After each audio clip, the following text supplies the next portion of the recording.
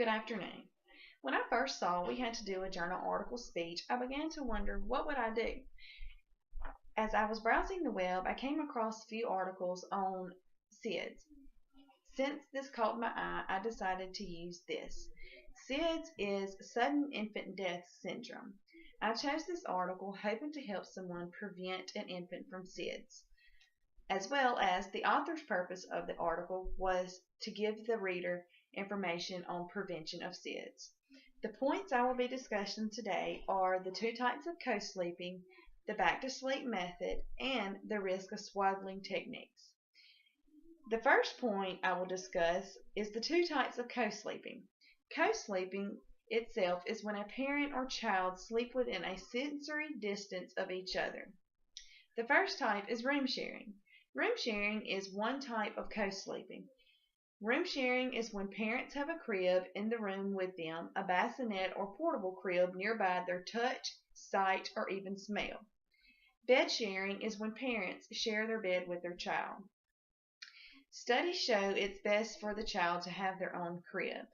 Everyone thinks that a new baby should be in the bed with its parents, but this is very dangerous due to the chance of the parent rolling over on top of the child and smothering, or suffocation because the baby gets stuck between the mattress and the headboard. The second point I will discuss is the back to sleep method. Numerous studies have shown that placing an infant on their back is the best way to prevent SIDS. Tummy time is to only be used when the infant is awake and an adult is monitoring the child at all times. Some research shows that placing a baby on their stomach to sleep puts pressure on the jaw, causing the airway to narrow and puts a hamper on breathing.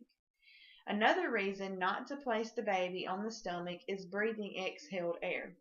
This happens when a baby is placed on a soft mattress with bedding, stuffed toys, or a pillow near the face. The softness could create an enclosure around the mouth, causing the baby to breathe exhaled air. When exhaled air is breathed, the oxygen level drops, and this causes carbon dioxide to accumulate.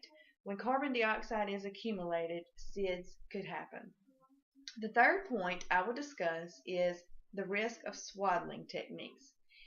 Many parents believe that swaddling helps their child sleep better, but many studies show that swaddling is a cause of respiratory infections.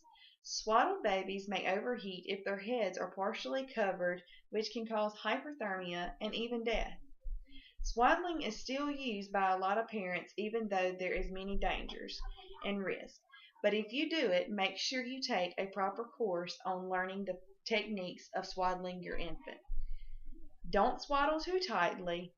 Make sure the head is not covered partially, and it would be best to have a camera monitor in the crib with the baby so you can see the baby at all times. The 3 points I covered is the two types of sleeping, co-sleeping, back to sleep method, and the risk of swaddling techniques. Overall, I think the main points of this article are very important to readers to prevent SIDS.